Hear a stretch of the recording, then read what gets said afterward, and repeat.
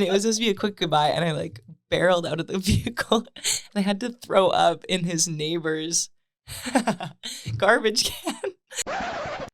Hello, everybody. Welcome back to the Cloud Machine podcast. My name is Mat Landry, and in this 40th episode, I'm here with Katie Tupper. Throughout the podcast, we discuss the creative process behind her 2 EPs towards the end and where to find me, her live shows, crossing Canada in her car, community in the music industry, Katie's origin story, and much, much more. We also play the Dream Fest game. Thanks for listening. Hello, everybody. Welcome back to the Cloud Machine podcast. For those who are new to the podcast, Cloud Machine is about the music industry and its stakeholders, meaning everybody that lives it, loves it, surrounds it, hangs in it. Our goal is to shine a light on roles, people, and realities of the music industry that are often forgotten or taken for granted. Whether you're someone that's dreaming about making a movie in the industry, have something recorded and doesn't know what to do with it, wants to do live shows, you're at the right place. This week I have the honor to welcome a friend, an artist, a new sort of Torontonian / Saskatooner. I don't even know if that's the term. To the podcast, it's Katie Tupper, everybody. Hi, how are you? Hey, I'm so good. How are you? Hey, everybody. Yeah. What's up? I'm good. You smell like fresh laundry. Do I? Yeah, it's nice. You act like that was a bad thing. Well, I don't know. It's a good thing. Yeah. Thank you. Okay, sorry I said anything. No, please. I just know I've never got that out of the intro, so thank you very much. What's your favorite experience? What's your favorite experience as a fan of music, as live music specifically? Do you have like a favorite memory of going to a show? Yeah, I feel like I am a bit of a prisoner to proximity. Every last show that I go to is kind of my favorite one. Yeah. But I would say as a fan going to shows, I saw Half Moon Run in Saskatoon. It was pre-COVID. Yeah. And those guys just put on such a good show. Yeah. They're running around the stage. They're playing all these different instruments. It's crazy. And the musicianship is insane. So I think that was one of my favorite shows. And then Matt Corby a couple days ago. Yeah. His voice is insane. Yeah. And I'm just like such a big fan of his. And getting to watch him play in like a 500 cap room was crazy. Yeah. And that was at the new TD Hall. TD Hall. Incredible acoustics. Yeah. They do a really good job with the sound. So it was just like so awesome. And just like for those who don't know, you were there as his opening act. I bought a ticket initially. Okay, yeah, that's right. Dates were announced. I bought a ticket. I was like, we got to go. So I bought a ticket for me and my partner. And then maybe like 2 weeks after that, I thought I should see if I can just open for him instead. And so I texted my agents and was like, you should look into this. Because I had looked on the tour and he had his openers announced for LA and New York, but not Toronto yet. So I said, you need to look into this. And they did. Whoa. And the people at Massey Hall were into it. And then they spoke to his managers, and his managers were into it. And then I got to do it.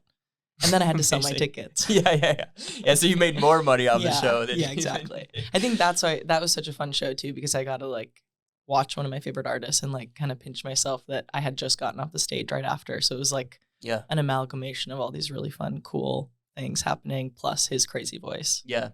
Where do you watch a show like that where you can have access to the side stage or the back of the stage? I've been in the same position. Totally. Where do you personally go to see that show if you're a fan of the artist that you're opening for? I watched that show right in front of the front of house like sound guys. Yeah. Just so I had good sound. Yeah. And also, I mean, no one's like swarming me or anything. Like no one even recognizes that I was on stage before. If they are, they're like nice. So I'll just go into the crowd. Yeah. But for the City and Color dates, I was off to the side because that feels fun and VIP. And when am I ever going to be in the wings of Budweiser? You know?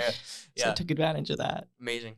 What about, it might be the same answer, but do you have a favorite experience as a musician, as an artist on stage?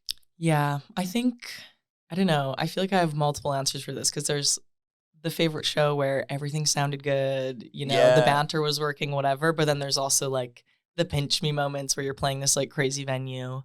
But I would say that Matt Corby one was so special because that room is so beautiful and his audience is so attentive and like pin drop silent, but then also laughing at your joke. Like they're just an incredible fan base. Yeah. So they were really fun to play to. I opened for Haley Blay in London earlier in the spring, and it was a sold out show. And it was, again, like that 400, 500 cap. So you can see everyone and you can actually talk to people. And her audience was like so amazing and funny and cute. And our band sounded really good. Yeah. So I would say probably, yeah, when I get like, we sound good, the band sounds good, and also the people that I'm playing to are really into it, I would say that Matt Corby show is really special and the Haley Blay show was really special. Amazing. Going into the second topic is sort of like the music business part of the podcast. Mm-hmm. We tend to sort of think about these things just because, well, that's the theme of the podcast, and we have to as artists now in 2023. Mm-hmm. When I say Erykah Badu's quote, which I know you're a fan of, huge fan of, My girl. She says, this is an old quote, and if you're listening to this, I might have to eventually change the quote. So please let me know if I have to change the quote. But we've been doing this since the beginning. The quote is, music and music business are two different things. What are your first instincts when you hear that, when you read this beforehand?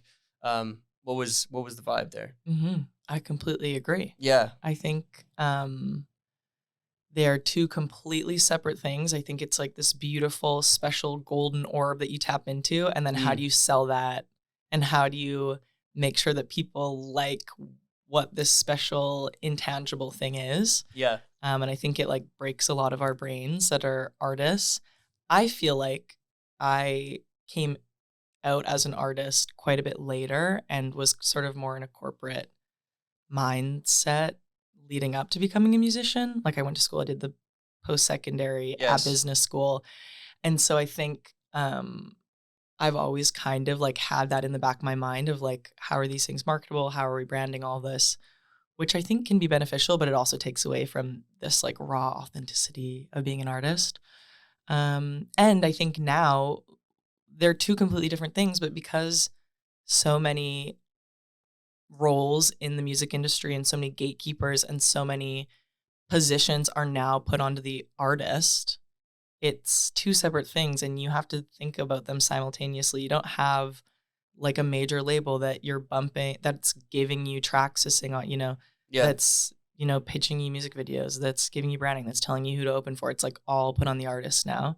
So they're two very different things and you have to figure out both of them. And it's fun to do both of them. Like there is a lot of fun and beauty in like having complete creative control over your business and your brand and your livelihood. Like I think it's a good thing to be involved in it. But it's also like capitalistic and scary and gross. Yeah. Where does the music business, like when do you tend to start about the music business part of your process in the creative process? Or at what point, like during like your writing, creating, recording, like does it ever come into play, or do you tend to sort of separate the two?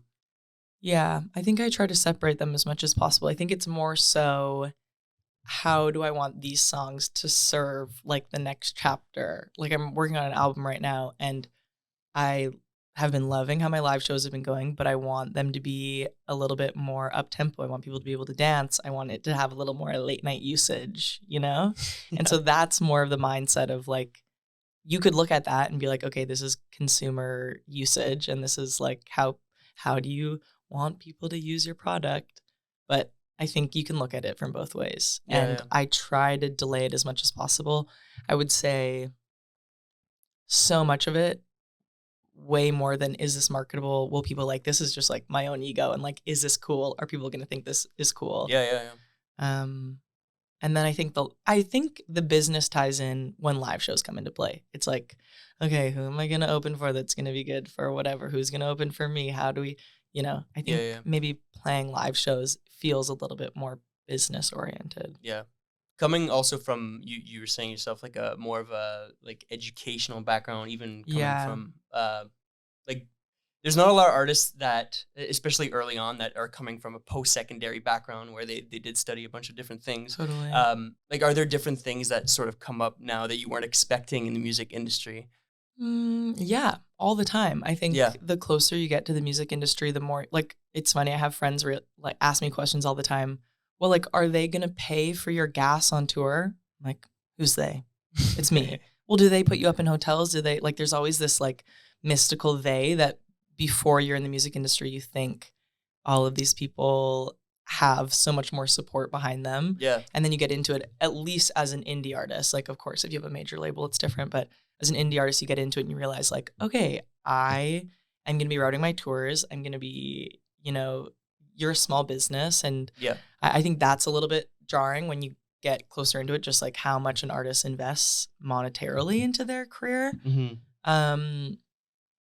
But I think that's like the main surprise. I wish I had a little less of this like analytical viewpoint towards it all. Like I have some friends that are just such artists and just like so tap into the flow state, and I wish I had more of that, but I'm just like Virgo moon brained that I can't do it. So, Yeah. but I wish I was more like that. Yeah. With now having management, Yeah. with having a label like Arts and Crafts, how has that sort of changed your direction or even just your process even? Like, can you now sort of think about music in that golden orb that you were saying beforehand because you have support on that end of things? Totally. Yeah, I think I also think I can just be a little bit more advantageous with my asks. Like now that I have agents, Yeah. I can ask my agents if I can open for Matt Corby. Yeah. How would I have got, like, what would that path have been? I mean, I'm sure I could have figured it out and like a knocked DM on someone's or something. Yeah, exactly. Like there's absolutely ways for that to happen. But I think now having managers and agents and labels, it's like I can ask for, certain things that I couldn't before. Mm-hmm. And definitely I just can like be hands off with a lot of things. Like having managers, my managers do so much for me. They take so much off my plate. And the label the same, like they help with all like so much playlisting and so much marketing that I don't have to touch, which is so nice. Yeah. So I think it definitely helps reshift my focus just to music.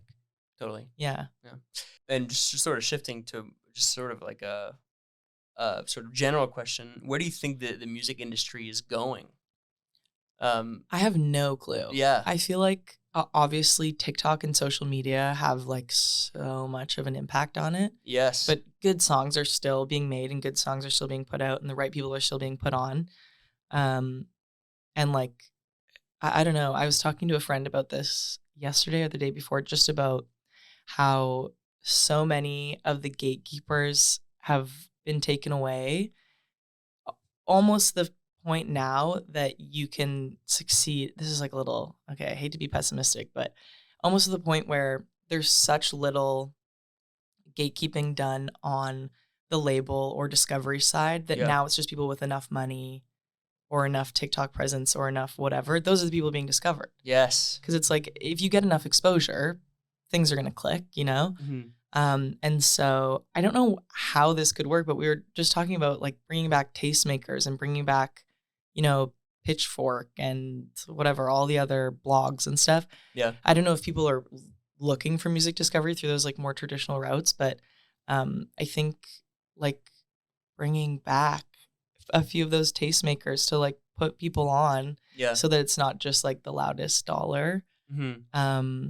Because I think it's incredible. We want access. Everyone should be able to access making music. Everyone should, regardless of where you live, socioeconomic status, race, whatever. But often, like a lot of people, I feel like the music industry was kind of ahead of the game where like a lot of people that didn't necessarily have the right cards dealt could still be discovered and brought up and, do this whole crazy thing. And now that can obviously still happen on a major label scale, but it would be awesome to have people still be able to be discovered by tastemakers, I think. Yeah. And where are you at in trying to push that discovery for your sort of artist? I don't know. Yeah. I don't know. I think it's something that you can push but like the right people will discover the right things at the right times. Obviously, you have to put it out and you have to be loud and you have to make sure you're seen. Mm-hmm. But I think at a certain point, it's like, I don't see, paying for a TikTok playlist or paying for marketing on TikTok through that. That doesn't seem that worthwhile to me, just for how I frame myself Yeah. in a point of view of like where my music exists in the music industry.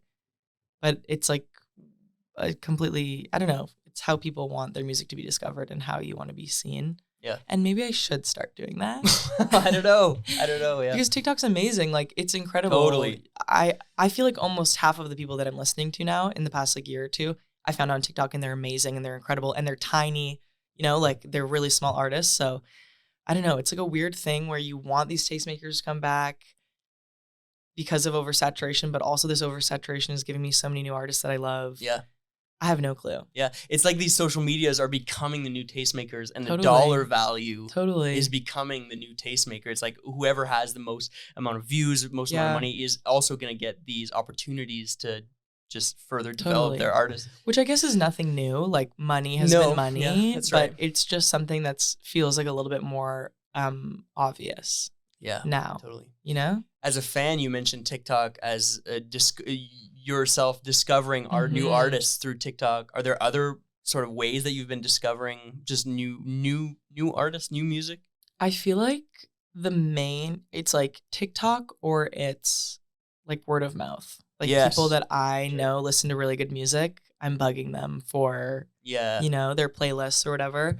I'm an Apple Music girl, not Spotify. So I wish I had the Spotify new music discovery under my wing. But I think it's mainly just my friends that are putting me on to cool people.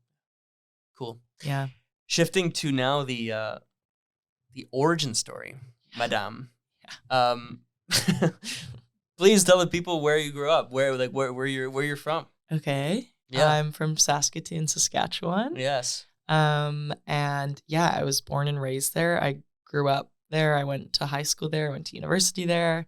I left and went to Europe for like the end of my kind of like a study abroad thing. Yeah. For like 8 months. Yeah. Where'd you go? I was in France. Okay.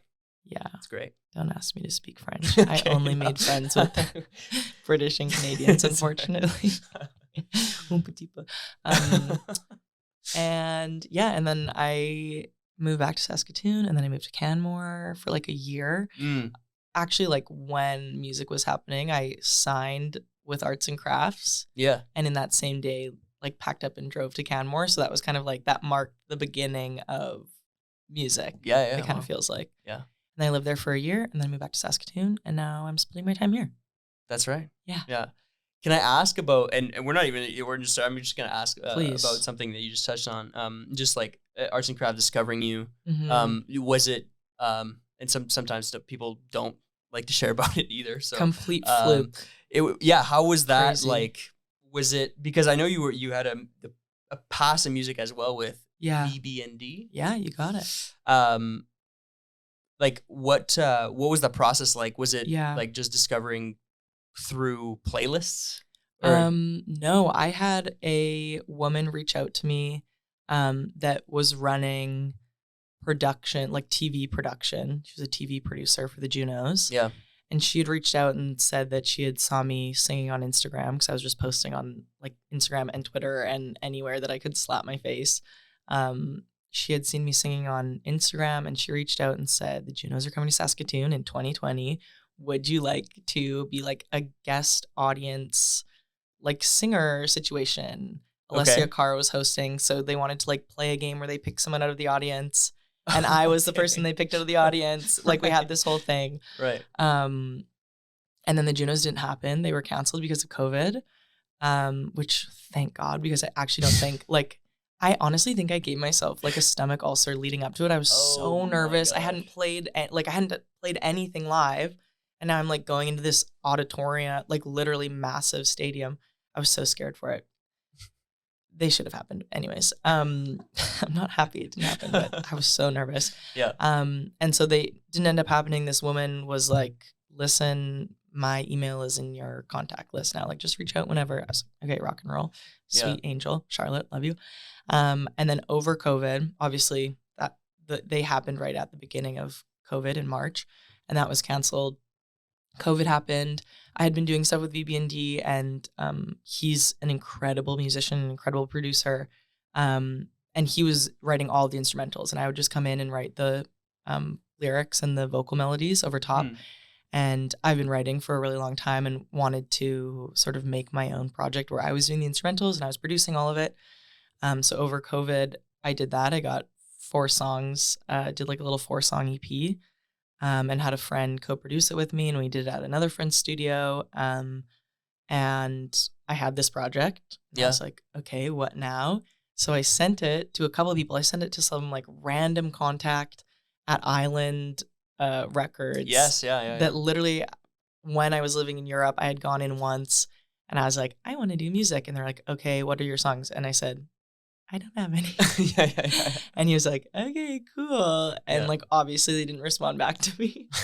But Charlotte, I reached out to her and she was like, I'm going to send this around for you. Like, thank you for sending this to me. And she sent it to Lori Lee. Yes. Who at the time was doing A&R for Arts and Crafts. And she heard it. And thank God she heard something in it. So she signed me to them. And I found out later, I thought like her and Charlotte were friends, but Charlotte had just cold emailed her. Whoa, yeah. And was like, hey, you don't know me, but I want to put this in front of you. Or they like knew each other through people, but it was just like a cold email that a stranger had sent on my behalf. Wow.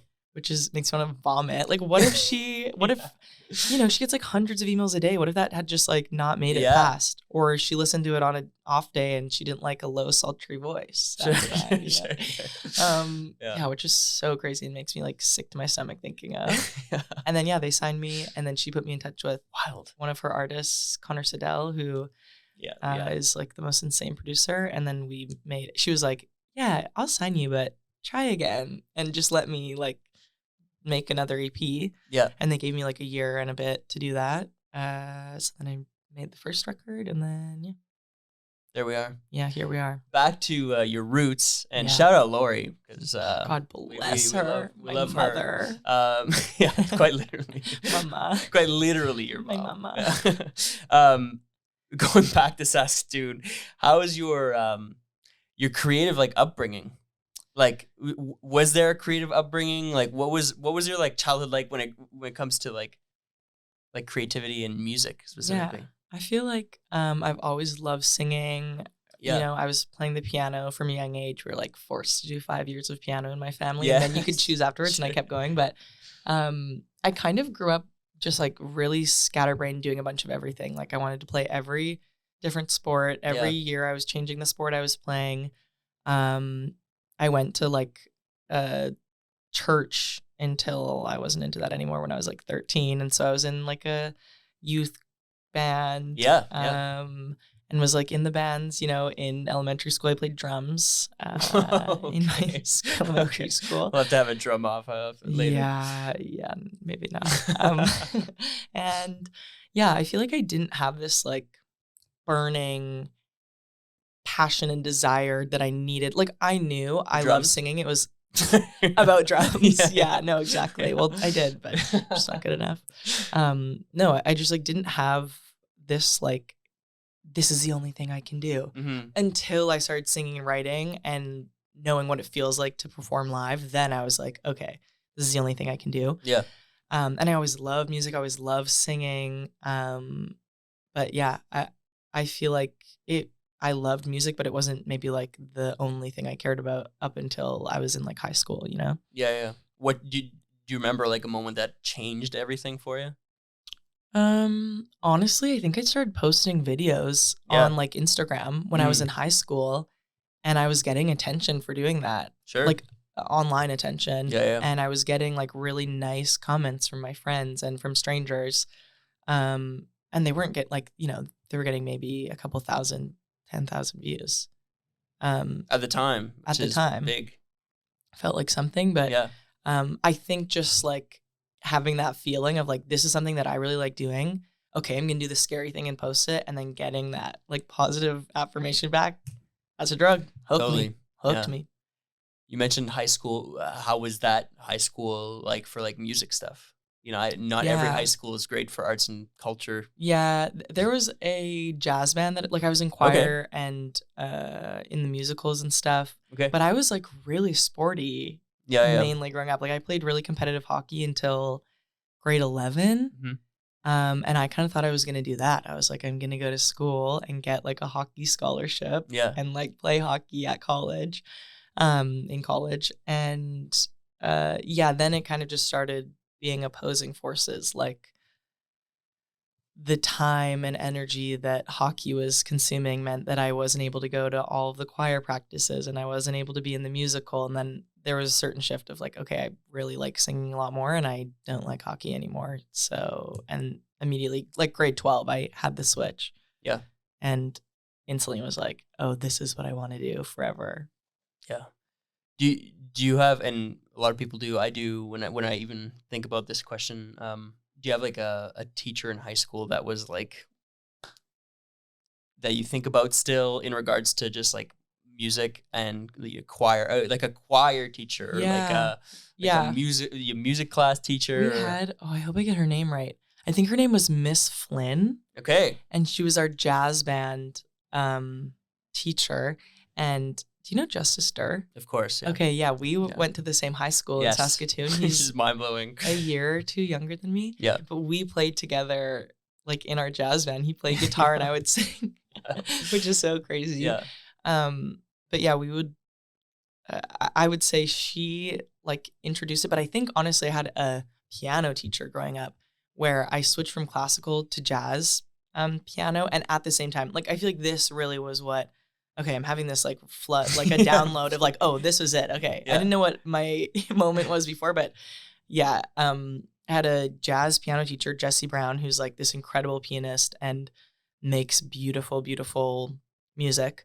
And as he was teaching me jazz piano was kind of the same time that I was realizing how much I like to sing and how much I like to write music. And he had a mic. He had like a DAW on his computer. And he was the one that was like, okay, you can keep learning piano, but like, let's figure out how you can use this now as a vehicle of accompaniment underneath your voice. Yes. And basically all of my piano skills shut off then. Like I just completely did not give a fuck about learning piano after that. Yeah. And was just like learning songs that I could sing over top of. Yes. And I was recording them and he was really encouraging me to play songs that I felt really good singing. And he was really encouraging about me pursuing music and going out of his way to say like, this is something special and you should like really foster it. Yeah.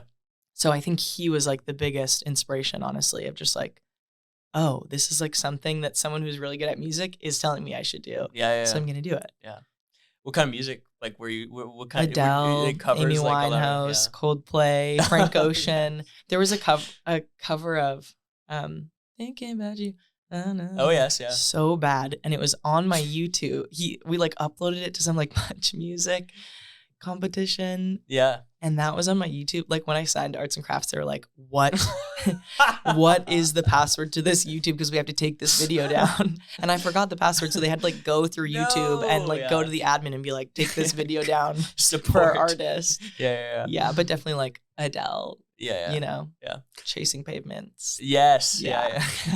What were your like influences like other than all these people? Yeah. Like what were the influences like early on that you would like even listen to at home or like the music that your parents were listening to? Like I would say I got into neo soul when I was like honestly through VBND. He kind of put me on to all of it when I was in like grade 11. But previous to that, I was listening to a lot of like my parents loved like Canadian pop punk music, so we were listening to like I guess they're not Canadian, but Panic at the Disco, Fall Out Boy, Billy Talent, Simple Plan, Headley. Wow, okay. And I loved Panic at the Disco. Yeah. Like all of the albums that were put out before 2012, I loved. I would sit with my notebook and like write out all of the lyrics and make like little lyric books for them. Yeah. I loved Maroon 5. Yes. I love singing along to Adam Levine. But yeah, I feel like I was listening to a lot of like Canadian pop punk music. Great. Do you remember like a neo soul voice or band or even album that changed like things for you? Voodoo, obviously. Yeah, okay, yeah. You listen to that and you're like, this is crazy. These tones are insane. But I think like, yeah, then it was like D'Angelo first. I was like, okay, this is so cool and crazy, and I haven't heard anything like this. And then it was Erykah Badu. The, like Soulquarians movement. Yeah, exactly. I feel like it was, just hearing voices like that and just like the presentation on an album. Like, how can it be so like effortless and like almost careless, but so incredible and like iconic? That is, just like really, really stuck with me. Now after high school, you went to post-secondary for I had a marketing degree. And my bachelor's of marketing. Yeah. And the whole time I was like, this is so fucking stupid. I'm not going to use this. The whole time I was like, when can I do? But I didn't know that I could do music. At the same time. Ever. Right. I didn't know. It was like, okay, I like to sing, but now what? Right. I didn't, and I was, considering like, okay, do I go to Humber? Do I whatever? But then it was too late and I hadn't done it. And like, I didn't feel like I was enough of a musician to actually go to music school and like spend all this money on a music degree. And I wish I had. But I went to school and it was just like, this is a waste of my time. But what else do I do? Yeah. Like, I saw no road or path to it. Yeah. Throughout your post-secondary studies, like, was there a year or two that like stood out or that stands out for you now as like, okay, those are like my musical years in post-secondary? Yeah, definitely. Wait, maybe I didn't start doing VB&D stuff till university. Definitely whenever him and I started working together. Yeah. Like he really put me on to like, there's someone in Saskatoon doing this and getting like songs with millions of streams. Yeah. And now he's putting me on to these songs and they're getting millions of streams and I didn't even know this was possible. So I think that was really encouraging just to be like, oh, if you're putting out good music and there's channels to do this, like people will listen to it, hopefully, regardless of where you are, Yeah. But I think whenever I started working with him, which would have been my first or second year of university. Okay. I have no clue. Yeah. I have such bad... I cannot remember dates or years or album names or people's names or. It's fine. I need to eat more omegas, more fatty fish oils. I think.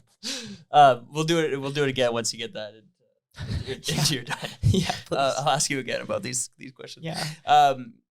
So okay. So VB&D. This is early post secondary. Did it carry out through post secondary? Your marketing degree. Yeah. And Canmore was after. Canmore is after, yeah. So I think I was working with him up until maybe 2018. Yeah. I think I featured on 1 or 2 songs with him, and then maybe like an album or 2 albums or something. Yeah.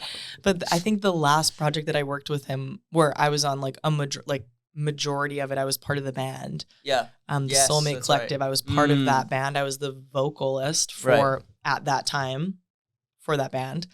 And then that ended in 2018. Yeah. And I remember just being like, this is great. This had its chapter. This is amazing. But I really want to see what my own music sounds like.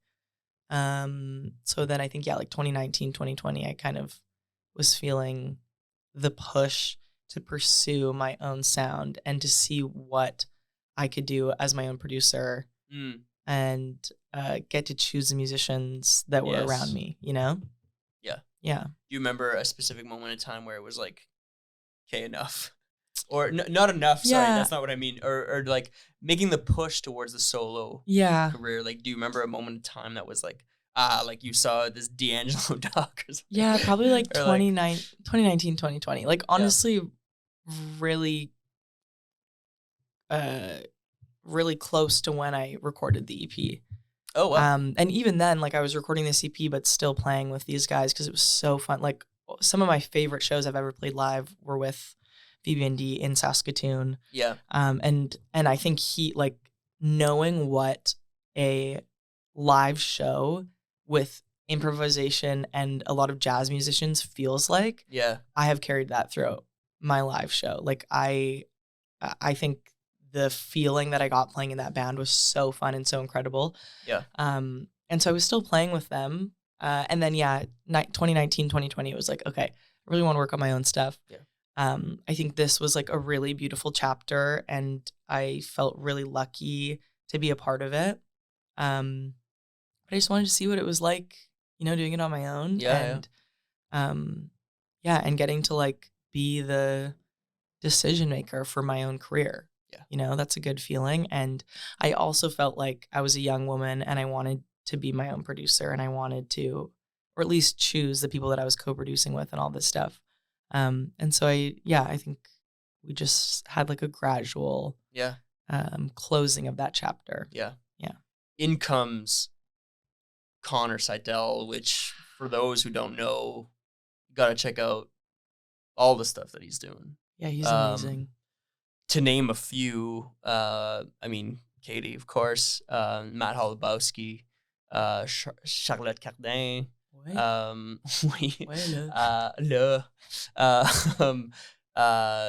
and so many others too. I know he's doing some. It's not really said, but I know there's some upcoming stuff with Lee Volbeck. Yeah, also he does some of the Half Moon Run stuff. I think he's working on their next project. Yeah.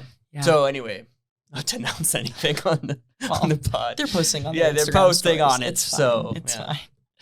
I know you're watching, Connor.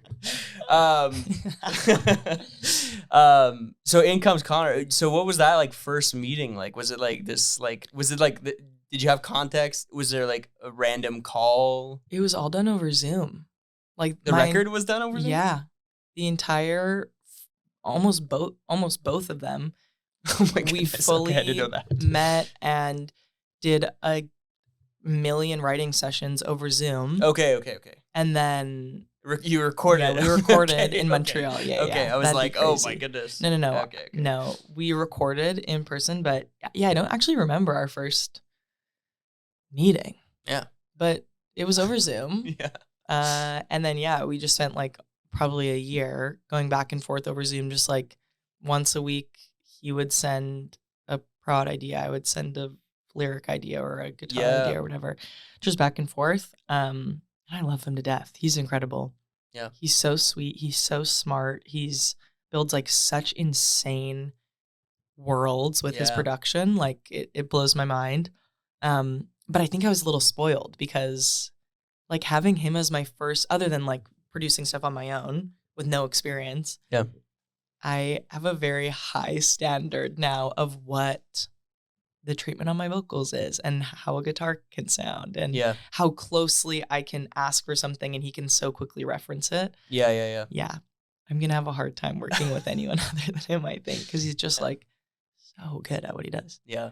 Another, just talking about like people on your record as well, highlighting like a Robbie Custer, insane. Who's also insane. He's like for the Montreal scene specifically, he's like your favorite drummer's favorite drummer in Montreal. Yeah. Robbie's been performing with almost pretty much everybody or recording with everybody since like the early 2000s at least. Yeah.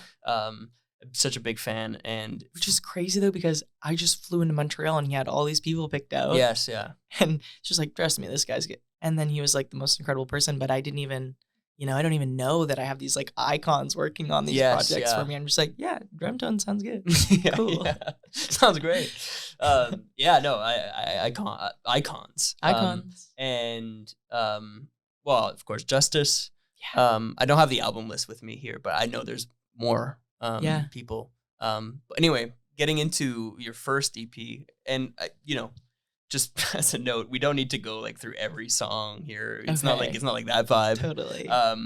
But so what was the process like just writing the record with Connor like through that? Did you have sketches beforehand? Were you like even some like piano sketches yourself at home? Yeah, there was a few, like Danny I had written on guitar. Yeah. That's why it's only 2 chords going back and forth because I can't play guitar. But I remember I wrote that in Canmore. Yeah. How Can I Get Your Love was the first song we worked on. And I think he had sent me that guitar intro. Yeah. That has a guitar intro on it. I grew up in... Yeah, there is a guitar underneath it though. Yeah, he had sent me... I'm referencing your songs. Literally. I'm telling you, like, I need to eat more omegas. I don't know what's going on. I don't know where I am or who I am. But he had sent me the guitar for that, and I think I was like up at my parents' cottage, and I had recorded all the vocals for that up there. Like, it was just very like Frankenstein together. And Live Inside, I think he had sent me, like, I think he just sent me that beat right away, and we wrote off that. But yeah, it was a lot of back and forth. Yeah. Like, we probably made 30 songs. Yeah. Which 5 came out, you know. And from the next EP, was it new batch? New batch? Songs, yeah. Okay. It was new songs, except for we had put Honey out as a single, and Honey was written for that first EP. Yeah. But then it was just like, okay, this is a lot of slow songs. That is a good song, but we can take a step back, and then we put it out after. Yeah. And then the next one, we had revisited some ideas, but it's just like, 2 or 3 years had passed. 2 years had passed since the writing initially had started. So it was just like a new phase. And I had lived in Canmore, and I had, come out, and there was just like a million things that I cared a lot more about writing and wanted to be part of my narrative. So we wrote a completely new batch. What do you feel like some of the bigger differences between those 2 EPs are in regards to like lyrics, story, but also even just production wise? Like, are there for you? I mean, as a listener, and I know I've played your music, I can tell some of the differences just in the production. But for you specifically, what are some of the things that stand out? I think the main thing for me is just the lyrics and the message behind it. It felt like I was telling a lot more personal of stories. Yeah, on the second record. On the second one, I feel like the first one was, like my first crack at like what can sound good and what could maybe I sound like. Yeah. And like getting as close as I could to that. And then for the second one, I think even just having put out that first one, knowing like, okay, I like this. I don't really like that I put this song out. I don't like being perceived as this style of musician or whatever. Yep. Taking that and kind of guiding me a little bit closer to what I want to sound like. With the second one, I was talking about a lot more like vulnerable and real stories. All of them are like deeply personal stories on the second one that I think the first one just, they were personal stories, but maybe not as exposing feeling. Sure. And then production wise, I just think it's like leveled up. I think it's just like, 2 years later, what was really fun was Connor played most of the bass on the second one, which I feel like writing with a bass line in mind initially can dictate so much of the song. So we were writing with a little bit more of like a beat/bass focus. Yeah. And then having, the entire harmonic world built afterwards. And I just think it's more R&B. I think it's like a little tiny bit grittier than the first one. It's like a little less pretty and sparkly. Yes, yeah. Darker in tones a little bit. Yeah, darker in tones for sure. Yeah. On your Bandcamp, this is pulling here, but you say that each song, this is a Katie quote, each song I write and work on brings me one step closer to what I want my music to sound like. This EP is the closest I've ever felt. I really feel like my influences shine through in these songs, and they feel really personal. I have 2 questions here. What are these influences that you are referencing during like an album process? Are you referencing artists, but even records, feeling songs? Definitely. That's the first question. That's the first question. Yeah. Okay. We definitely did reference a lot. I would say we dove a lot deeper into like the neo soul of it all. Yeah. I think that was like a driving force. Like, what drum tone would D'Angelo use? Yes. What are the horn lines that he would write? Yeah. If Katie Tupper could try to be D'Angelo. Yeah. It's the craziest sentence that's ever come out of anyone's mouth. But yeah, I think Connor has so many obscure references. We were listening to a lot of like Japanese like new age disco pop music. Okay. Yeah. I would say we just leaned into the neo soul of it all a lot more. Yeah. Yeah. And just this is coming to me now, but is there I go through eras of listening to different types of music. Where there are two different eras between the albums of just like listening to music or like new artists? Yeah. I think I was listening to more music with the second EP. Yeah. Like I think the first one I wasn't really listening. I'm like very in my podcast era, you know. I like listening to that. I like listening to people talk. And I think the second one I like was really intentionally going out of my way to listen to references and like contemporary neo soul and R&B music. Like, what are people doing right now, and what do I like in those things, and how can I emulate that and bring it to what Katie Tupper, Saskatchewan girl, can do for this, you know? The second question, and it goes to what you were just saying, is what do you want your music to sound like? I have no clue. I definitely do have like guiding lights. Yeah. Like I love Leanne LaHavis. Yes. I was literally listening to her before you got here. Yeah, I think just like I would love to be able to have my voice as the main thing. I want that to be like the first thing that catches people, I think. Yeah. Which I think she obviously does. She has incredible lyricism and the production's really cool, but it's like her voice that you hear. Yeah. I love Emily King. Yes. I love Napalm. Yes. And I was listening to a lot of her. We listened to a lot of Olivia Dean during this record, where it's like pop R&B, you know? Yeah. Joy Crooks. Like, what are those girls doing? What are the UK R&B girls doing? Yeah. Yeah. I'm trying to think. Who else did we listen to? Yeah.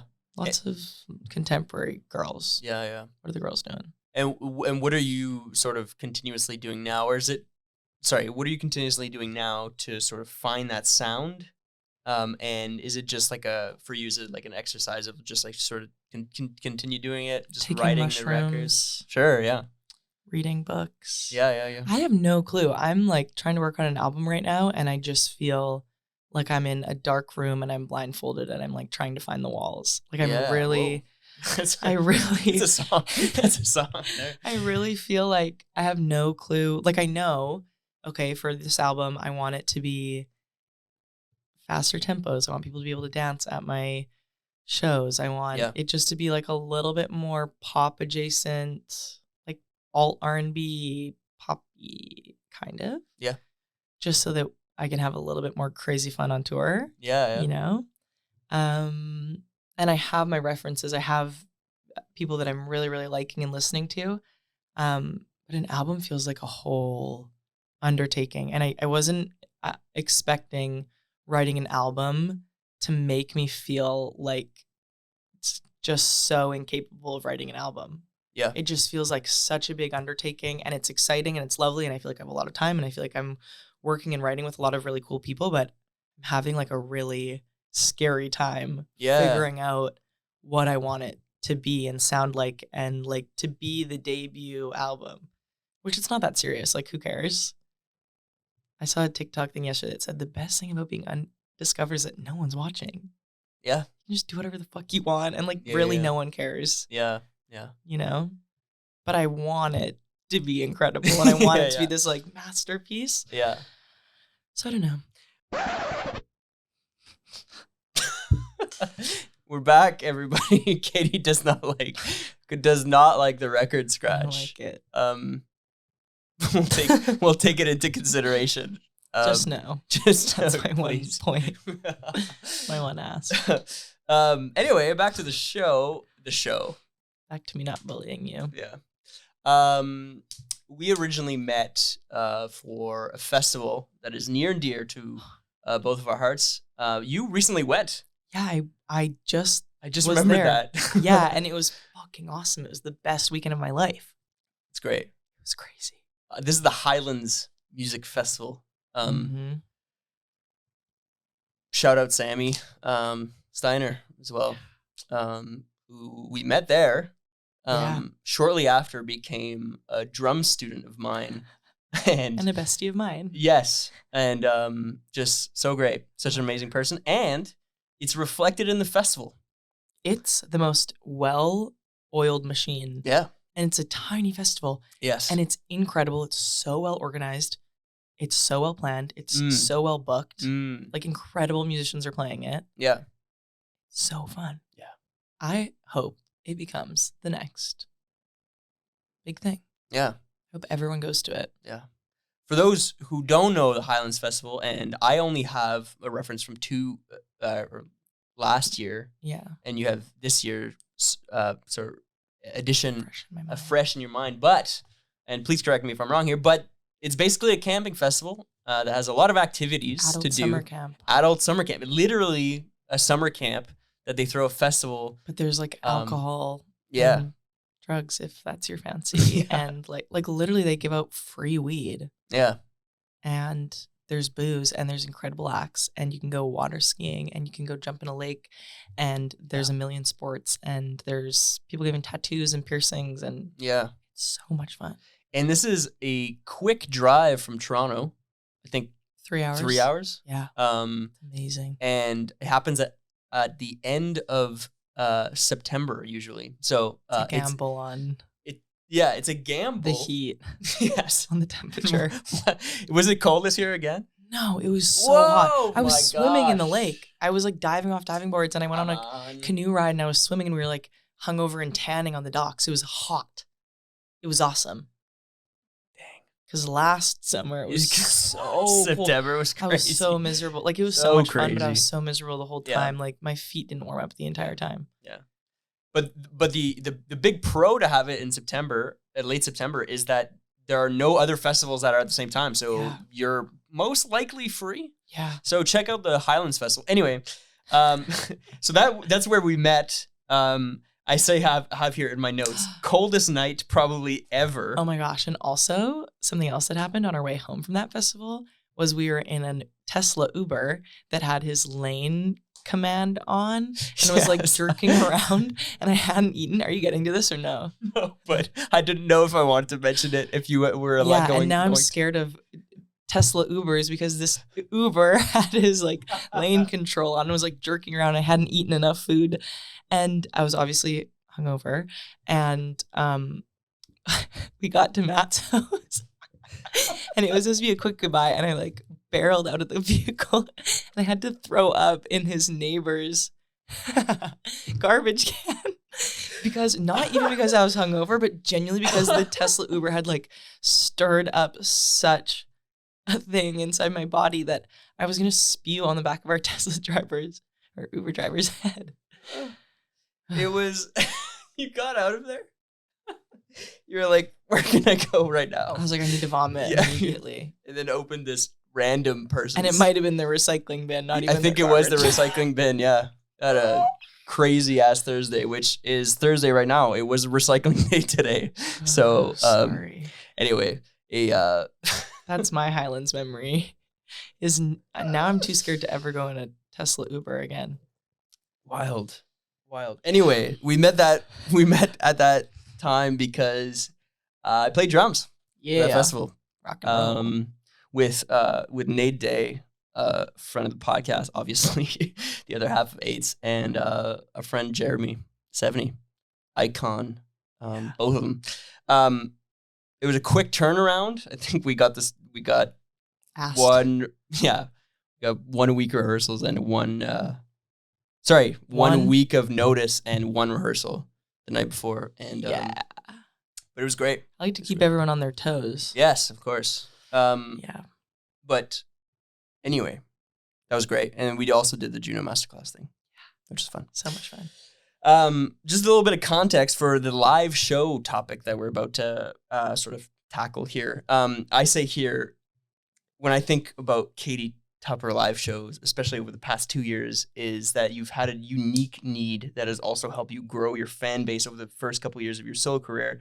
And that's the need to hire musicians in individual cities throughout the tour. How do you think that grows my fan base? Because I'm getting new audiences through the friends of these people. I think that there's a lot of artists that are skeptical of touring without having the resources to do those tours. Yeah. But I've sort of given y'all the flowers that y'all still did it. Oh, yeah. And found a way to do it. Oh, yeah. With getting musicians I'm just in individual cities. Interested in why you think that gets me new fans. Like, I'm curious. No, it's not necessarily the act of hiring new musicians, but The being fact able that to I'm- go on Got it, tour got it, got it, got it, early got it, got it, got with it. Of limited course. resources. Okay, I'm caught up. Yeah. Totally. No. I mean, I'm sure. I was like, you're- okay. Yeah. The one or two mom or dad that comes along with everyone that I.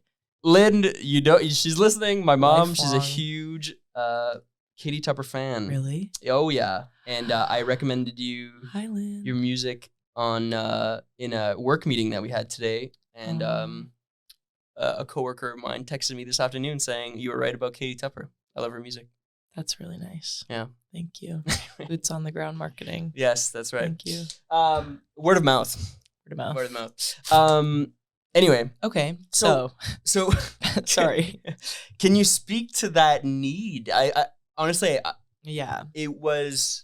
I know that it had been done in the past, but I feel like your need was, and I don't want to call it a need. It's just your way of doing No, things. it was. Definitely. Yeah. It was like, okay, I'm getting paid $250 Yes. for these opening slots. Yeah. I'm driving myself in my Honda Civic, in the Civ. Shout out Civ. Yes, that girl is taking me coast to coast. And it was like, okay, so if I'm doing whatever on gas, I have to find a place to stay tonight.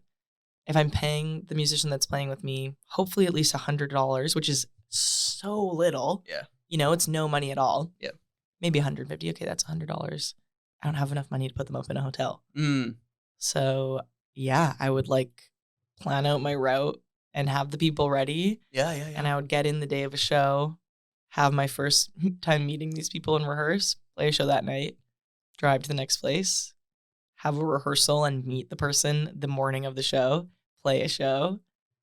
But I feel like the type of shows I do are kind of jammy and low-key. Now that I have the privilege and honor of having a consistent band, Yes. I can bake in a performance and like specific parts and everything. But the type of music I'm playing is, there's wiggle room. Yeah. So I never felt like deeply scared. And also I've met some of my favorite musicians, like the guys that I'm taking on tour in November, both individually were like one night musicians. Where I met them for the first time. We played a really fun show and I'm like obsessed with them and they're my besties. Yeah. And now they're coming on tour with me. Who is it? Ben Millman. Yeah. Incredible keys player. Yeah. Alvin Brennan. Insane Icon. guitar player. Yes. Yeah. And Trent Otter, who's their friend, who the three of them came to the UK with me. Yes. Yeah. Yeah. That's great. They're awesome. Great. What are some of the pros and cons of just doing it like that?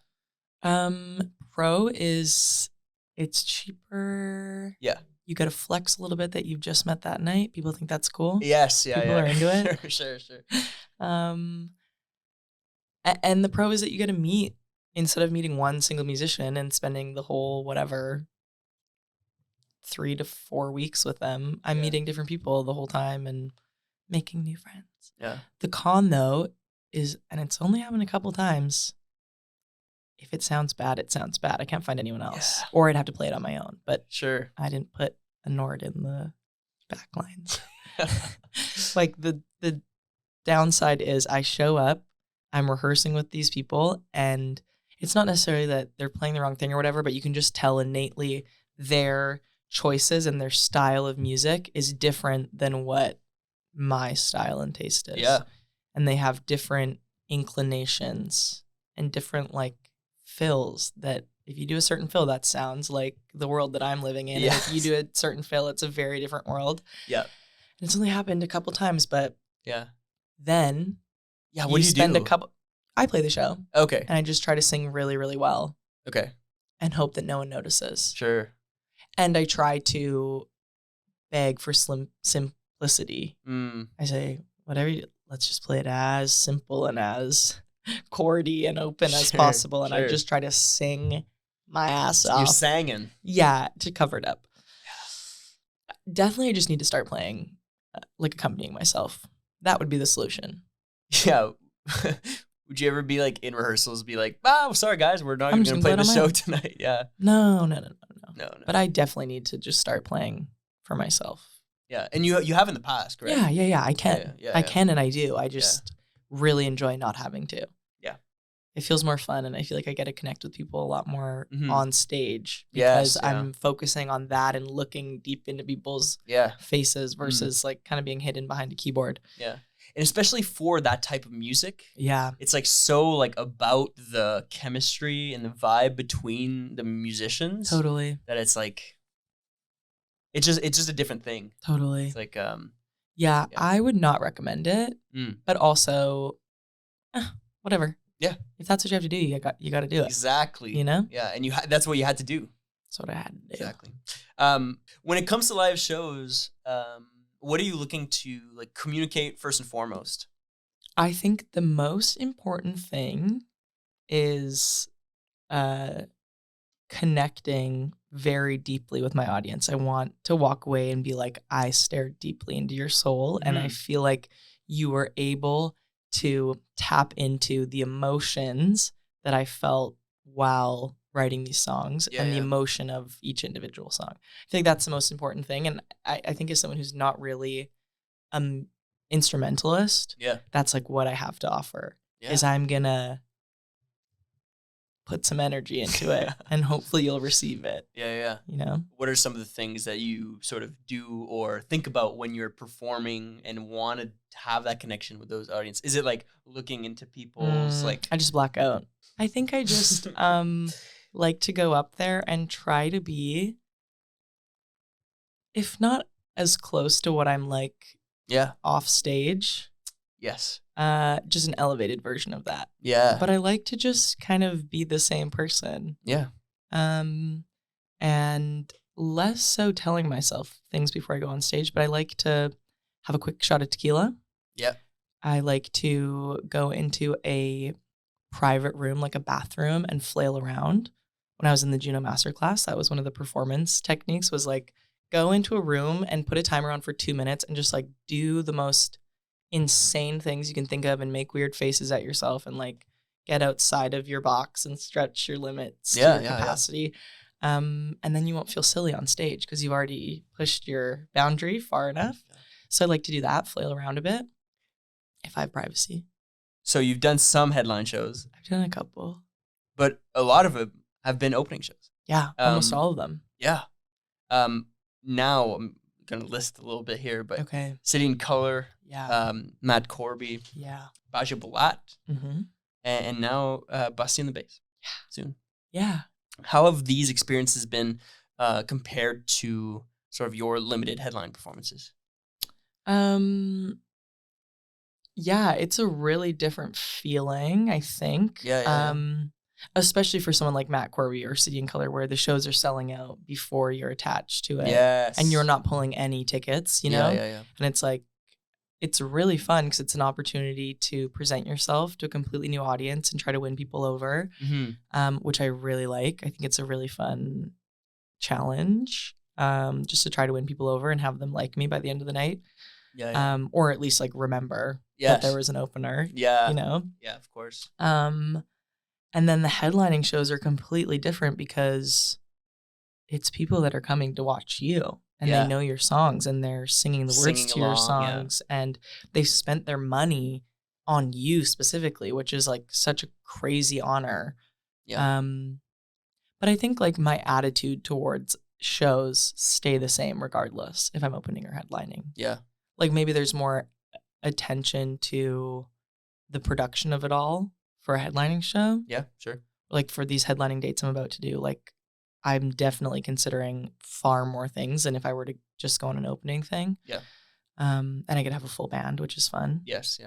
But yeah, I love both of them. I don't know if, especially when I've been opening for these like crazy people that I've been looking up to, it's like pretty hard to not love those shows. You know? Have you taken some of the things, like what have you taken from those experiences that you're now maybe even thinking about like in the headline tour that's coming up? Yeah, I think being able to talk to people that are on headline tours about things that are going right, things that are going wrong, like just kind of learning and talking to these people and seeing, you know, someone like Haley Blay who is incredible and has this like insanely adoring fan base versus someone like City and Color, like what are their attitudes behind the scenes. Very similar, very lovely, nice people. And just kind of like seeing what feels good as an opener and how I want to treat people that are opening for me. Because everyone that I've opened for has been really, really lovely and really nice. And you kind of hear horror stories of people that open for assholes. And I haven't had any of that. I've had some really, really nice people. Yeah. And trying to like learn lessons of like, this is how I want to treat people. This is how I want to pay people. This is how I want to, and the environment I want to create around my shows. Yeah. Trying to learn from that, I think, has been fun. Are there some things that you see on stage that you're like, oh, that's cool? Like, I want to sort of do that or emulate that, or maybe it's not exact things, but like emulate that feeling. Yeah, definitely. Just like being able to watch like someone like, City and Color. It's like a master class at a live show.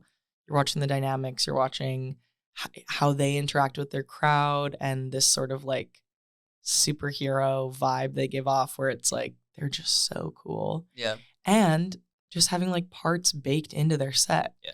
Which just makes it so much more fun to watch if that's what you're going for. If you're going for like a jazz improv show, that's cool too. But I think because I've had so many limited rehearsal performances, I don't have those parts baked in. And actually I remember there was a band that played at Highlands last year when we were there that had parts and had all these, everyone was playing at the same time. And I remember just being like, I'm so excited to have enough money to do that one day where I can pay a full band and we have enough time to rehearse and we can ideate, brainstorm. We can put parts into the show and like have it be a full production, not just me singing in front of people. Yeah. You know?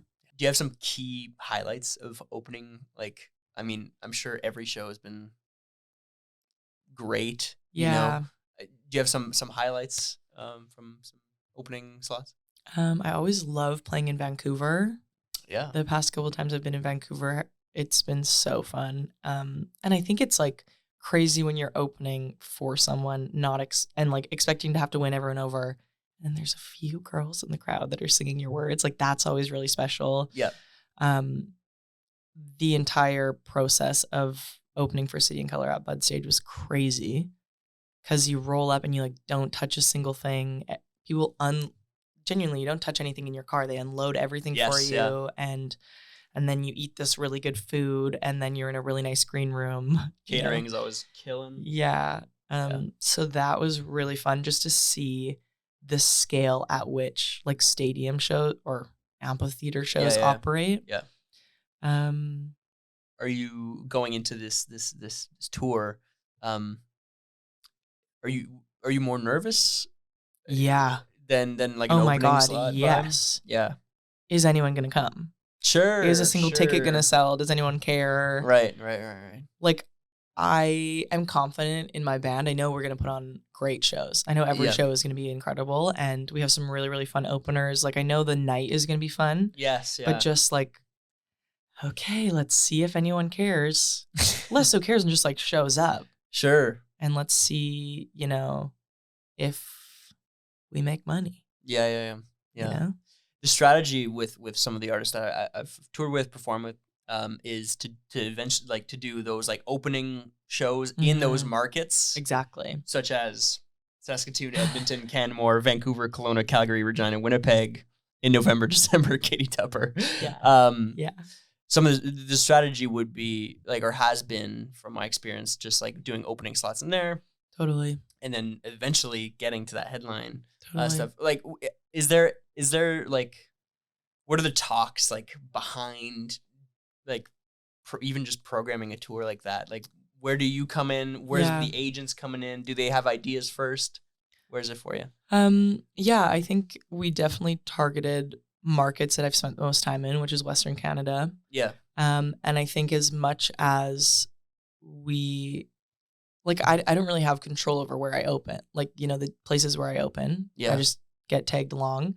So I think it was less so going to the markets where I've already been opening and just let's see what my ticket value is so that for the next people that I open for, I can say, hi, I'll bring this dollar amount to your show. Yeah. Your shows aren't sold out yet. I'll sell 20%.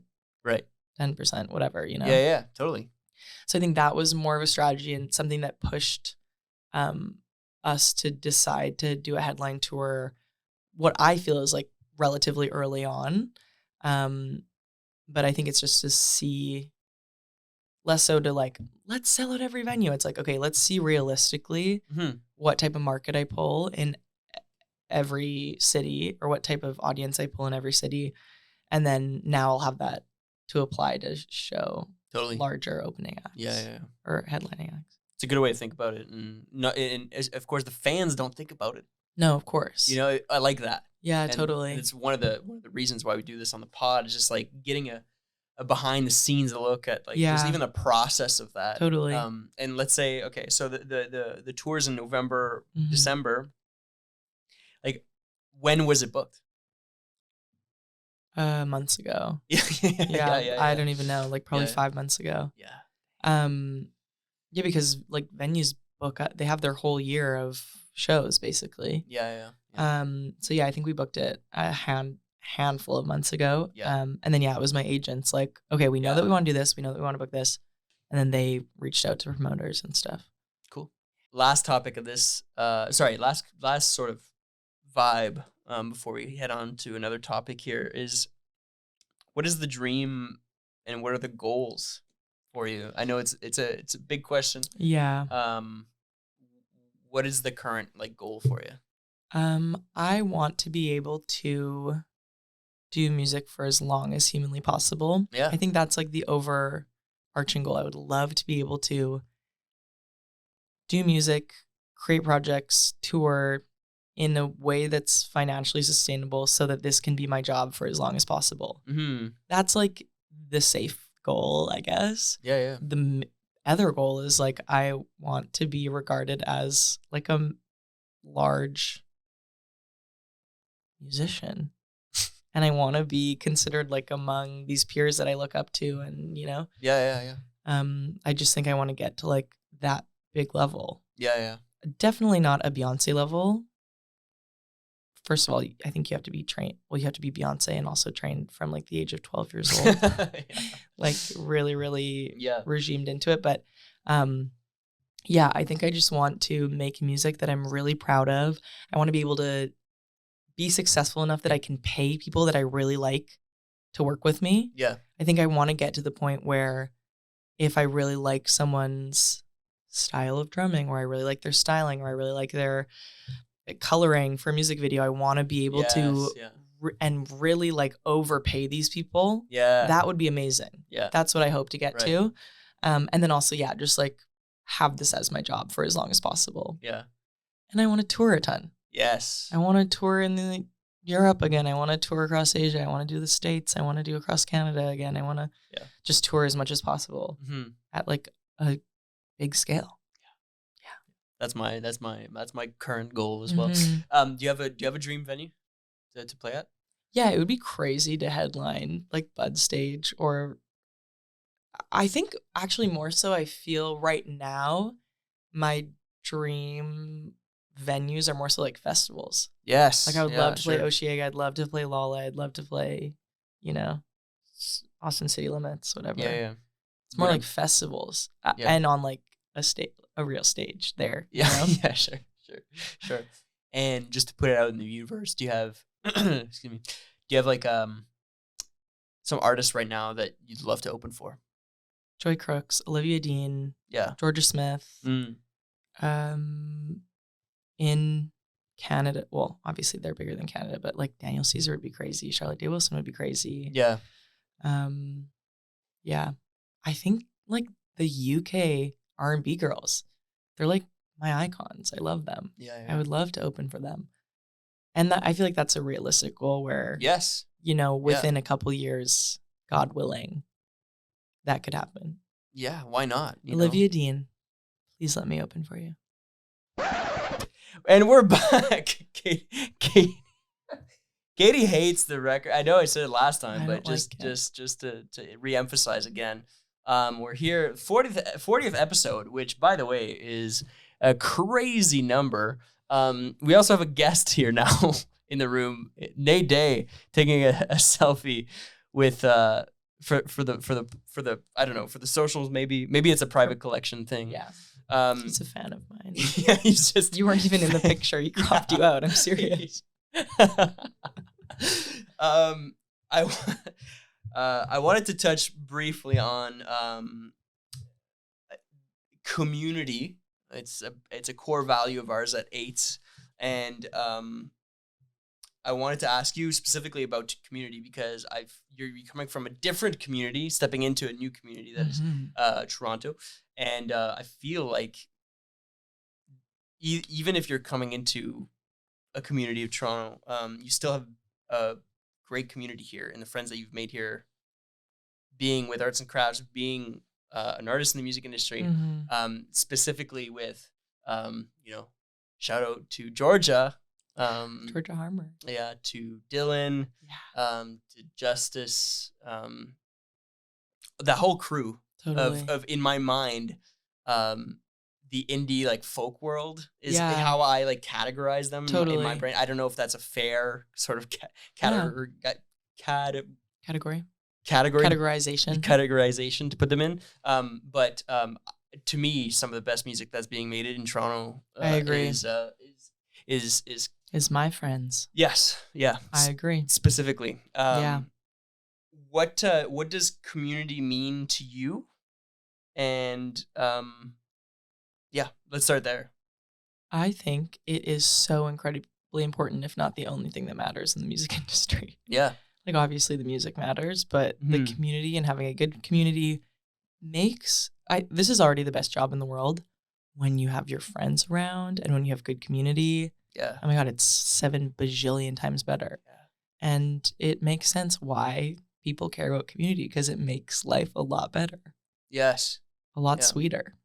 And it's having those friends on the road, and it's like even going to festivals with some friends. Oh my God. When I'm sure you can speak to this because I've seen it on Instagram where you go to a festival and your friend's playing as well or something, or you're doing the same festival. Yeah. Whether it be like the Winnipeg, or Winnipeg Folk Fest or Regina or like. Yeah.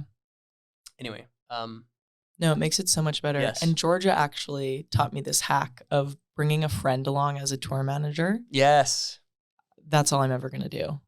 Because I have my friend Molly, she's joining us halfway on the tour TMing, and she sort of tour mommed me earlier in the spring for a bunch of dates. It is such a game changer. Yeah, having like, obviously you love your band, you love everyone around you, but like having your one friend with you. Yes. Like, I get why people have like entourages and like posses. Yes. Because it's so much more fun having your friends all around you. Yeah. Especially when you're doing like such an it's like doesn't matter, and music is like important, but it's not serious. When you're doing something that's still really stressful and really taxing and really like socially draining, having a friend that you can like hang out with is really important. Especially if you're doing those bigger tours or this headline that you're about to do. Totally. Or it's like, okay, I haven't seen whether it be your partner, your family, your animals, like your pets. Totally. Big one. Having that person that can be comforting, and it's different. And we see it with a lot of the artists that we've toured with, played shows with. It's that, okay, yes, we're a band, we're friends, we're great friends. But let's say, for example, Elio having her partner Mike there is like a complete game changer for her. So nice. Yeah. Yeah, it's so important. Yeah. And there's a big difference between band members, even managers. Well, because also I love my managers, I love my bandmates, but it's like we work together. Yes. Yeah. And I think it should blend, and I think you should be friends with everyone you work with, and you should love and respect everyone you work with, but I don't think your bandmates also need to be your emotional support system and all this. Like, I think it's okay to have like a little bit more straight boundaries with the people you are on tour with, and then you can rely on a friend or a partner or whatever because to be playing music and then also having to be relied on to be an emotional support system, like it's just a lot to fill all these roles, which often people have to, because it's not that often you can bring so many additional people on tour. But I think it's really nice and important to have your friends on tour with you. And it might be a hack, but even to having that, having that friend on a grant or something as like the TM. Totally. Just could just change the game. No, it's incredible. Yeah. Well, because also pick an organized friend. They can tour manage. Yes. You know, tour managing is something that you can be good at it and you should be good at it. But also it's like, are you organized and will you track someone down for my money and will you be good at selling my merch? Yes. And will you make sure you know where the next hotel is? Great. You can tour manage. Yes. Yeah. You know, I feel like people really prop it up as like this like big role and Totally. it's very important. And there's a very big difference between having someone who's a good TM and who's a bad TM. Yes. But if you're still small like me and it doesn't really matter and you don't really need a TM and I could probably take on the duty of it, you can bring your friend. Yeah. And just for the listeners listening as well, we experienced this summer with a band that we were touring with. The Canadian Arts Council now has a grant, a caregiver grant. If you have a child and you want to bring them on the road, they pay an extra hotel room and they pay a salary for that caregiver. As they should. Yes. Yeah. So that's a new thing. That's like a amazing. new like 2023 thing. Yeah. And a band that we were touring with this summer called Beau Nectar, they like applied, got it, and Rosie, my close child, was with us for most of the tour with her partner and sometimes her mom as well. Yeah. So game changer. Game changer for female musicians and female artists. Of course. That's so important. I had no clue about that. That's amazing. Yeah. Wow. So, for the listeners out there, please check it out. Have babies and bring them on the road. There you go. That's my message. Yeah. Have babies on the road. I don't know. With a thumbs up. See, that's a good use of the record scratch. Yes. No. I think you just need to work on your timing. Well, I meant it to be awkward there, but yeah, totally. Just bullying you. Can you speak to this? I'm coming from a small community in Northern Ontario, and you're coming from Saskatoon. Even smaller community.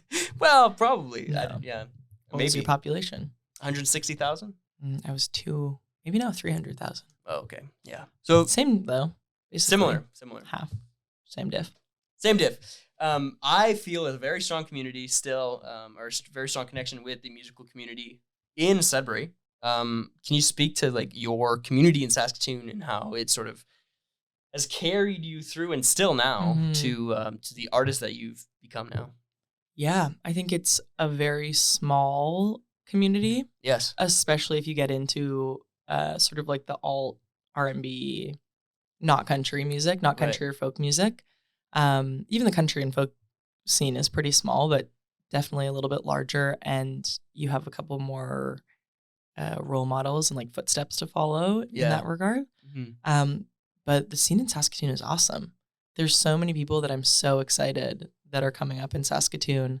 And I think because it's so much smaller, I feel a lot closer to a handful of people because we got each other. Yes. You know, like genuinely, you could count the people in your scene on 5 fingers. Yeah. So I think that makes it really, really special and a little bit intense, just like how much we support each other and rally for each other. And then also the Sask Music, like our grant system, or like, what would it be called? Music Council. Just provincial. Our provincial music like funding body. They are incredible. Yes. And I think when they see someone with momentum, not saying this is about me, but when they see people with momentum, I think they are so encouraging and so uplifting, and they will extend themselves over train tracks to make sure that you have every single resource you can use. Yeah. And in my situation, they've just been incredible and been really, really helpful, and gotten me to really cool festivals and like are really supportive with grant money and are letting they're making it possible to not only, grow beyond Saskatoon if that's what you want to do, but also to like build up the arts community within. Like I'm able to choose directors for videos within Saskatchewan. I'm able to use my Saskatchewan makeup artists and stylists and all this stuff, which is really, really cool. Yeah. So yeah, I love Sask music and I love all of my musician friends from Saskatoon. That's great. Now splitting your time between both Saskatoon and Toronto, have you found that community yet? I know we've name dropped all the friends and stuff. How are you feeling in regards to sort of finding your sort of place here? Mm-hmm. And I ask you that because it took me a while. Totally. To just find a circle. Yeah. How are you feeling about that? And what are some of the steps that even as a community and any community could take to sort of get more people or make people more sort of comfortable in their community? Yeah, I think I'm lucky because one of my best friends, period, is an incredible musician. Yeah, who lives in Toronto, who's grown up in Toronto, who's done the whole art school situation. So I kind of just get to fly in beside her and make friends with all of her friends. And then I think on top of that, my label has been really, really cool and really inclusive and has put me on to a lot of really cool people and invited me to a lot of really fun events where I get to meet people. I think to encourage a thriving arts community, people just need to put money towards it and create opportunities for these people to come together, opportunities that are exciting and fresh and cool. Yeah. Because people want to go to those things. Yeah. And I think Toronto does a really good job of it. And whether it's, the government that's doing this or just local tastemakers that are doing this, and then people are showing up with their money and with their support, like Listening Room. Yes. Yeah. So cool. Yeah. I just started going to their shows. They're incredible. And this is a woman that saw an opportunity and maybe like a lapse in the market for these types of live events. Yes, yeah. And she's created them, and there's this insanely beautiful community that's surrounding it. And I think it's going to be like a really long-lasting thing. Yeah. Which is really exciting. For those who don't know about Listening Room, how would you describe it?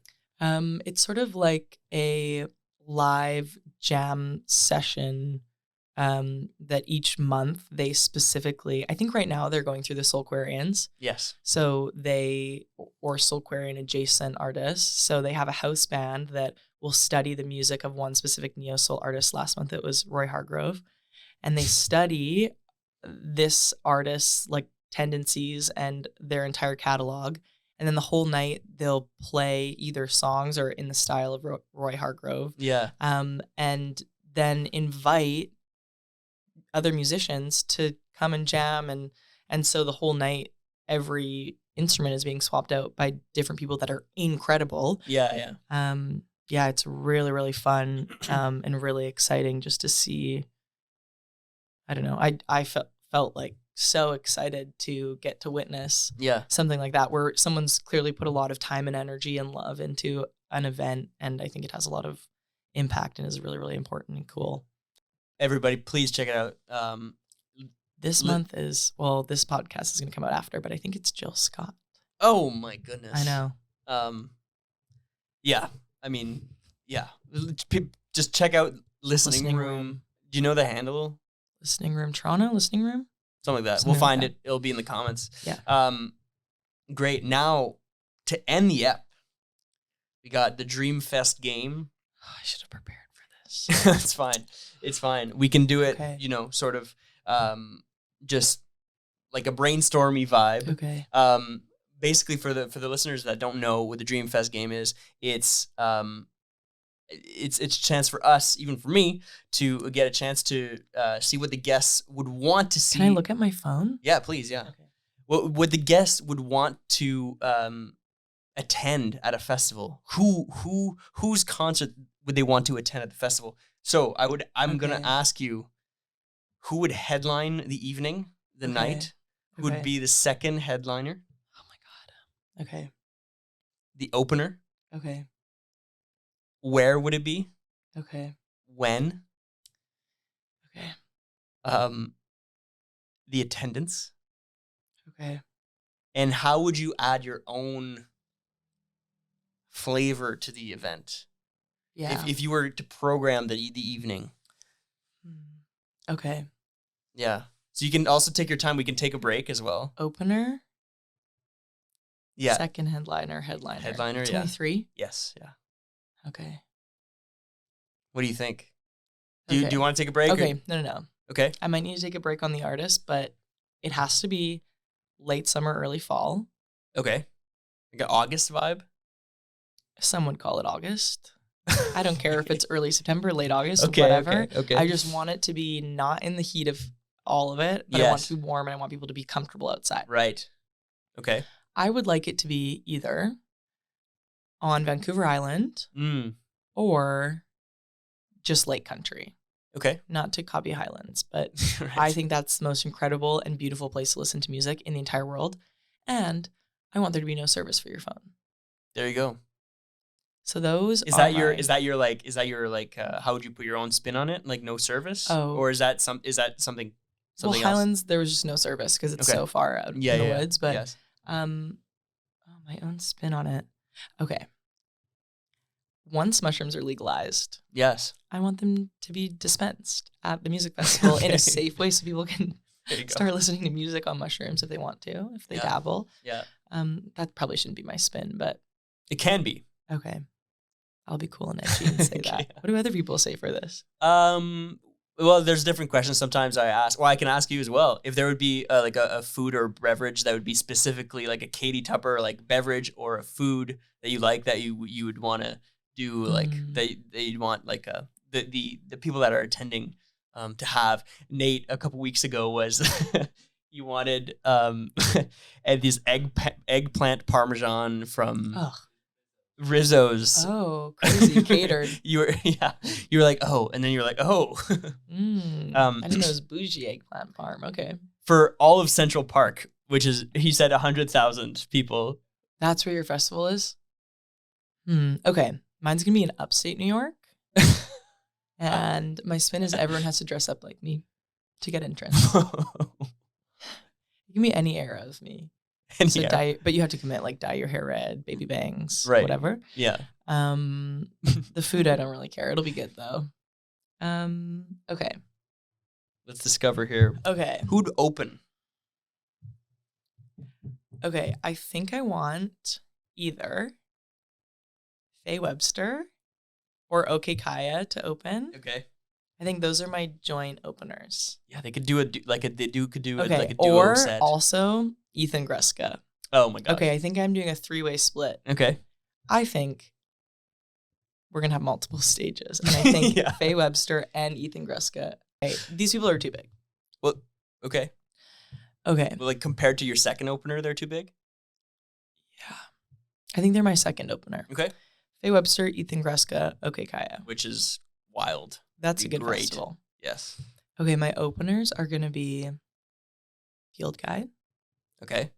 From Winnipeg. Yes. Oh. This girl I just started listening to that's so good. Hannah Jadagu. Do you know how to say her last name? Hannah? No. She's amazing. Okay. And Nourished by Time. Okay. Nourished by Time. Hannah Jadagu. Gadagu. Yeah. And Field Guide. Okay. Those are my openers. Okay. Great. And my headliners would be Caliucci's. Okay. Caliucci's. Yeah. Harry Styles. Okay. Caliucci's. Yeah. And Sid Saram. Sir Saram. Okay. I don't know this artist. No. He's insane. Okay. He's so incredible. Yeah. I think he's put out like mainly Punjabi music. Okay. And then his last album that he just put out is fully English. Yeah. And he's like this massive star. Okay. And is like making his way into Western culture and is insane. And his live shows are crazy. And I want him to headline also. Harry Styles. Fantastic. Caliucci's. Yeah. And Sid Saram. There you go. There you go. Everybody, that's how we end the app. Thank you for coming out. Thanks for having me. It's so great to like learn more about your process, even just like the record process, talking about the live thing. Yeah. Getting some insight on where you're from well, the beginnings of Katie Totally. Tupper, what's coming next as well. Yeah. And just a bunch of music business stuff as well that hopefully the listeners can have learned a little bit throughout the I pod. hope so. Yes, yeah. Learn from my mistakes. Just kidding. For those listening, check out Katie Tupper on her tour, Where to Find Me. That's late November, early December. It's in Saskatoon, Edmonton, Canmore, Vancouver, Kelowna, Calgary, Regina, and Winnipeg. Thanks everybody for listening. Again, please keep on interacting and have a great week. We'll see you next time. Bye. Love ya. Bye.